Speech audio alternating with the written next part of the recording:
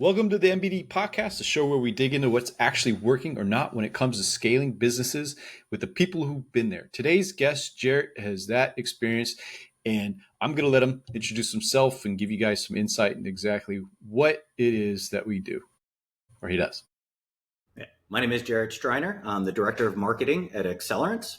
We are a software outsourcing company and been around in the business about over 20 years. Started my career in IT and have worked my way up from coding websites all the way up to doing what I do today. Awesome. So that's a good path that you've been able to go down, which can help in what you've experienced. What are some of the things you've seen that businesses fail to do as they're trying to scale, especially in today's economy where we've got a lot of noise going on with here's a bright new shiny AI tool or opportunity that you need to have? It's a conundrum at times, right? We all want to be ahead of the trends, to be on par with what other companies are doing. But I think sometimes the sliding scale goes too fast. And companies will jump on this shiny new object without really understanding how it'll benefit them or how to properly use it inside their business. And the thing that businesses really need to do is kind of really look internally, like what works right now and what isn't working. So the thing is, okay, my website works, it ranks, I'm getting traffic organically, but is it enough? And are those organic leads actually becoming leads and driving business? And then if they're going to the paid route, are the key terms that they're looking for actually the ones that are the ones they need for business? Because you can bid on a key term, it could bring it in, but it might not be the one that is really matching to what you were trying to get the person to the bottom of the funnel. The other piece that they struggle with is feeling they need to be everywhere all at once, because the problem with that is maybe the people that you're trying to drive to your business are not on those platforms. So you're spending hours, time, and doing all this research to be on a platform that might not fit your ICP. It's interesting to say that because I've had businesses that I consult with where they go, I need to hire someone to do my social. And I'm like, well, how many people do you have following your page? Oh, I think we got like 100. And I'm like, why are you wasting your time trying to hire someone to communicate to 100 people who probably a portion of them are your friends and family? The thing is, you have to understand where the precipice moment is. Mm-hmm. If you look at startups, their big term they love to use is bootstrap, right? You're pulling yourself up from the bootstrap, you're doing the work. Now, the thing you have to understand is where is the breaking point? Because if you can manage to take care of your social in-house without staff at that current moment, when you reach that place where you like, I need to invest more time and effort into my social and you can't fit it into your day anymore, that's when you get the help. And I Right. think if you get to the point where you try to scale too quickly, you're going to scale and then fail. And you're not trying to be a poet, but the thing is, it's understanding what your needs are currently and then look to the future to where can I reach without falling. And they say that you can have an in-person town hall with your company until it reaches 150 people, because then the people in the back while you're standing on a chair can no longer hear you. Then you have to build that structure into your business. So you have to think about it the same way when you market is how much can my team do now, function and grow? And then when I grow to a certain measuring point, then we can bring on staff to help with those pieces. Because marketing has become very siloed. You have your social media person, you have your email person, you have your SEO person, which is fantastic if you can reach that precipice. But some businesses need to stay with their small core team and then grow that team as it grows with your business. Yeah. And so let's say that you start with that small core team. How would a business know where they should focus? Because a lot of times they'll bring in younger marketers who don't have the experience to identify or even understand the big picture. They're taking orders from the top, but the top needs to be like, hey, here's where you need to be focusing your time to grow this channel. Do you have any tips on identifying what that is? So the big thing is really learn how to understand your analytics, because making a gut decision is not always the right decision. I can admit I did that early in my career. I feel this should work. Well, when I replace I feel this should work with look at the data, we gain X amount of visitors per day on a Monday, but we lose X amount percent on a Friday. Let's not post any new content on a Friday. Let's do it when we get the most amount of people on the website, which is Monday morning. So you have to start understanding when you're getting visitors, where they're going to, and that's where you understand where you need to put your time and effort. Yeah, complete sense. I used to be in business intelligence for Disney, and we would look at all these different things. And it reminds me of a A/B test that I did when I was running marketing for a online agency that catered to military diplomas. And I thought, I was in the service, and I thought, man, the guys are going to love the image of the female with the cap and gown versus the male with his kid. And I was guaranteed run it. That one performed the worst. They didn't want the female, the attractive female with the cap and gown. They wanted the guy with the kid and his family around. And I was like, okay, that's good to know. I was at a conference one time and they did the same kind of A/B test. And they pulled up the first test. It was a young, attractive woman. Then they pulled up the second one, and it was an older gentleman, not a grandfather, but an older gentleman. But the thing was, their ICP was more of the older gentleman. So they saw a complete and utter boost. So understanding your buyer persona, right? I've seen companies actually give them names, like, and it's like, okay, that's a good project, but is that really worth the time? Like Sammy Sales and all these things, and which that was big for a minute. Yeah, I remember that. And the thing was, yes, understand your ICP, understand who you're marketing to, but also remember that even if you market to that, those might not be the people doing their research for their company. It could be an intern, it could be a junior. So you have to understand, you also have to speak their language so they can bring it to their boss. Go, hey, I found this great white paper. It really explains all the things you were asking me. And then they champion you because you spoke to them, because that's what they were trying to find. Yeah. Yeah. I think one of the big takeaways also is testing. Multivariate testing, A/B testing. So that way, like what we come to find when we're wrong, it's like, yeah, let's test it. Even when I think I'm right, I'm still testing the opposite side of it to make sure that I can reinforce that I was correct in the decision I'm making throughout time, right? Like different messaging, the way you speak. So now this business, they've identified through data, they got their target market that they're hitting. Now they've got this, this lower junior marketing person. They're getting to the point. How do you know when they're at a point where you need to add additional resources? It's two things. If the marketing team is driving leads enough that the sales team is telling you to either A, we're not getting enough qualified leads, meaning you have not really honed in on what you need to do, or secondarily, oh, we need to have X, Y, or Z, right? We need to have more social media presence, or we have hit the precipice of this goal, right? We've said we wanted to have a growth of 25%, 30%, whatever the percentage growth is, to reach that point. And that's what the lead marketer should tell you. When we grow to here, we are going to need assistance, and know where that is. And if you don't, because you don't want to get to that set it and forget it. Okay, we're going to post every morning at 8 a.m. That's not a good tactic, right? Different days require different times. And if you were in a global marketplace, is it 8 a.m. Eastern? Is it 12 p.m. Eastern? Right? So what time works best? And who are you attracting with that time? Yeah. And luckily now we have tools that can give us insight into all that just based off past data, which is so nice that you can, and there are tools like with email that will actually send at the time that consumer's most preferred time to open is as well too. So there's a lot of variables, a lot of dynamic variables that can be put in place for optimization. Definitely. And the thing is learning and understanding what those are. Mm-hmm. I think what happens a lot of times is, as we said before, the shiny new object. AI can bring a lot of knowledge, but you have to know how to leverage it and use it.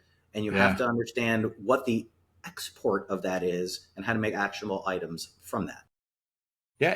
And what are you seeing businesses that are trying to leverage AI, especially, the past couple of years, it became new. It was this hot thing, versus actually having success with AI? The thing is using it to do a couple things. One, it should not be your marketer, right? You shouldn't be just asking it to write things.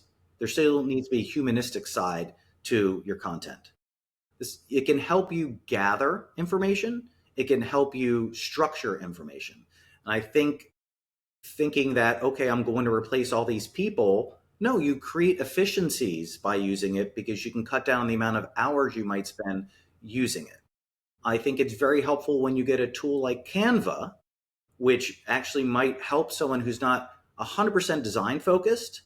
You can make a template for them with your actual designer. So your actual designer can work on infographics or white papers or pitch decks and do the things that really need to be heavily done. Then they can use that template and they can create some social posts for you to alleviate the fact that, well, I need this new 65-page ebook done, but no, I need you to create 10 new social media posts for the week.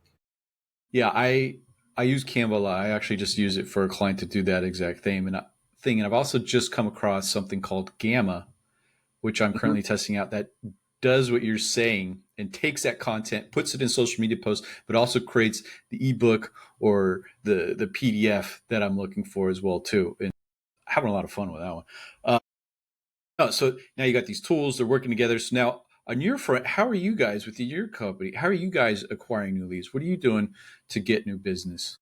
So we are definitely on the omni-channel approach. Mm-hmm. Because the thing is, I've come from businesses that are full 18 to 24-month buying cycles. So I understand how many touch points do people actually need. And if you don't know that for your business, you need to figure that part out. You need to 5 used to understand. be the standard answer.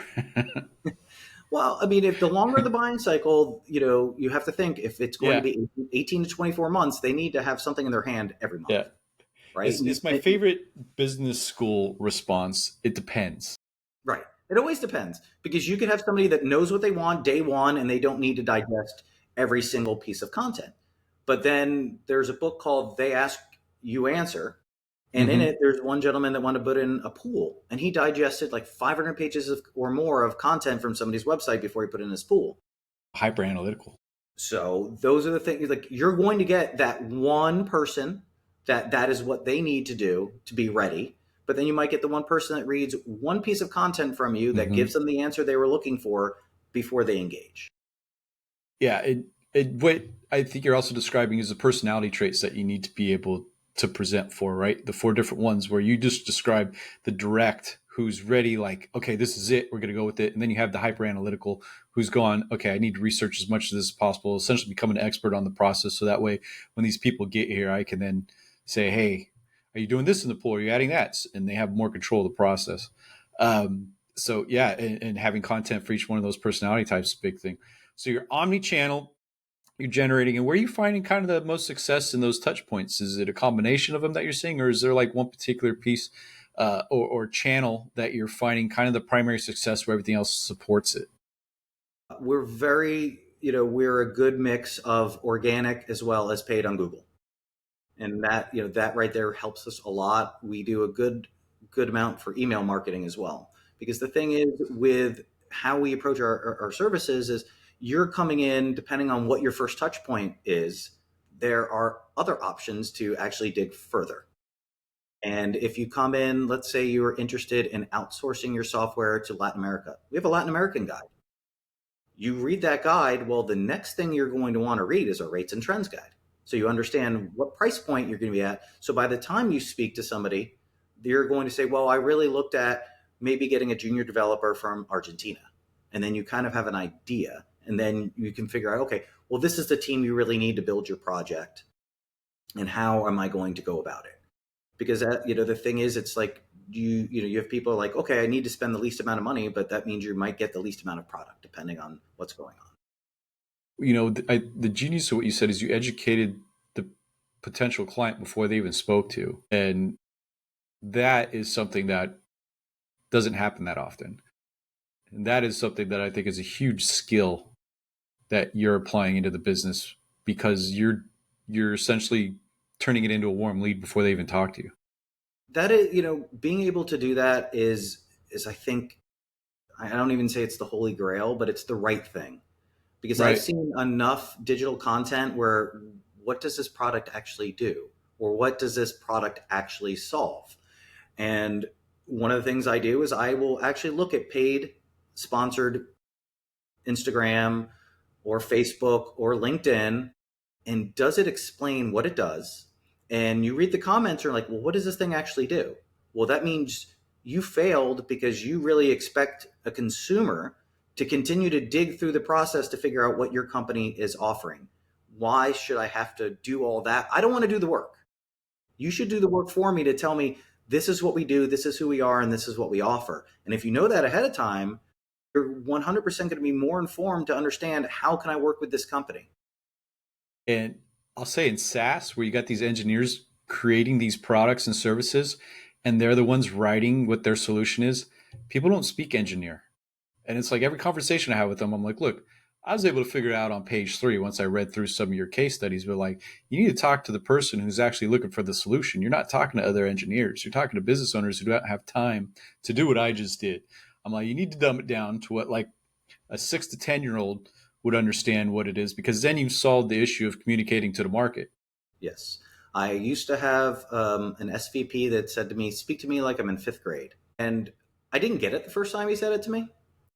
And then I was like, well, what? Oh, now I get it. And the funny thing is, I do it is one of those things where I speak at career day every year. I have friends that are teachers. Oh, that's so they cool. always Yeah. ask me to come in. I'm like, look, if I can explain marketing and Google search to a bunch of elementary school kids, a CEO or an SVP being able to break something down to the most simplistic thing is a breeze. Or even their admin who's trying to find it for them, right? So my fun thing to always do with the kids is, what is the cool thing for kids at these days? So the last time I spoke at Career Day, I asked the class, what was the last thing you bought? And they all raised their hands. So I picked the one kid and he goes, a pair of sneakers. I said, okay. So I pull Google up and I write in, so if I type in sneakers, am I going to get that exact pair of shoes on your feet? And he's like, no. I said, okay. So who makes the shoes? And he's like, Nike. So we keep going through the entire Nike. So if I type Nike, will I get your shoes? He goes, and then the class is like, no. I said, okay. So we went through the whole process to understand that he was wearing Nike Dunk Pandas boy size 8. I typed that up and it showed he could buy them for $125 or $190, whatever the price was, right? And they understood that everything has a name, shape, color, size. Because sometimes if they don't pick shoe, I take a pencil off the desk. And I'm like, so if I type in pencil, I'm going to get this pencil. And they're like, no, it's a Dixon Ticonderoga number 2 yellow pencil. So now they understand the difference between a keyword. This is a top of funnel keyword, Nike. When you get to the bottom and you give that full explanation, that is a long tail key term you're ready to buy. And the light bulb goes off and then they understand the differentiation. Yeah. But you also told them about structuring data. Right. That you don't even realize. In there, like I didn't want them to kind of understand, like, oh, now they're in elementary school. The middle schoolers get that part a little bit. Yeah. But it's one of those things. I was just thinking holistically how much information that you're giving them that they don't even realize that they're processing, as far as ways you structure your data, so that way you understand what it is and the different variables that are a part of it within the search. No, that's cool. And they're more informed when they come out, and then. But as we said before, so what's happening now is that question, unless it's a product-driven search, a lot of people are like, oh, I'm going to use an LLM and ask them the same question. And that is where we're now getting into that piece of staying ahead of the curve when it comes to how do I show up in an LLM? How do I make sure my site is structured the correct way? So we are now at the same thing. When Google called out Mobilegeddon, everybody's got to have a mobile site, not a reactive site, a mobile site, M. whatever. So if you're in the business long enough, you'll understand, I remember having an M. site. We did. And then until we got responsive websites that would go down to the right size for your iPad or your iPhone, which was a whole nother, but that I remember doing that was the biggest nightmare to make it sure it fit. Then you're testing every 10 different browsers. Oh yeah. But that was the thing, right? When a new thing comes around, I have to be there. I have to make sure. And Mobilegeddon really didn't hit the way Google said it was going to. And then they're like, okay, Mobilegeddon's over. But now we're going to index by mobile first. So they basically were telling you, get to this point, and then it's going to be normal. And if you look at the ranking factors of Google and the percentage of what they weigh, what they do is they will press upon one piece, give it a very, very high percentage of how you will rank until everybody falls in line, and then it becomes 2%. First, it was you need to have a secure site. Once everybody's site was secure, HTTPS, oh, that's not really 15 to 20%. It's now 2% because everybody's doing it. And Well, that's they how push the market the way they want it to go, and then they push them in another direction. Right. And, AI overviews, and then they make sure that, okay, now we have AI reviews that's showing up in Google. Now we're going to put ads in those. And, so that's the new thing. And I think it's turned the industry into daily digestion of what is upcoming. Mm-hmm. And I think if you're not reading AI news every day or getting it in your inbox, I get mine in my inbox every morning, and I read through a couple emails that kind of tell me what the new thing that's coming up. If you don't do that, it's going to be very, very hard to catch up at this point. Agreed. Yeah, if you're not doing something now, you're left behind. It's what it is. If someone's listening to try scale right now, what's one piece of advice you wish you had early? Understand your metrics, because if you don't know where it's coming from, how do you know where you're going? And luckily, I spent 5 years as an analyst, and I worked with large data sets, and it's one of those things where you come to love the data because it doesn't lie to you, and it tells you what's working and what's not working. And the thing is, fail fast. Don't waste your budgetary money or your time and effort on doing something that is not working for you. You're going to have to learn to, okay, this didn't work, I'm now going to have to pivot. Because if you blow through your budget and nothing to show for it, your CFO might come knocking on the door going, what's the ROI? What's the ROAS of this? Why are we continuing to do it if it's not producing what you want us to produce? Well, they will. No, they will. It's not I learned from my old neighbor. He used to work for Blockbuster, for you folks that actually remember what a Blockbuster is. And he told me the greatest piece of advice: make sure to use your budget. They were going to spend $40,000 on a marketing campaign. It fell through and they didn't run it.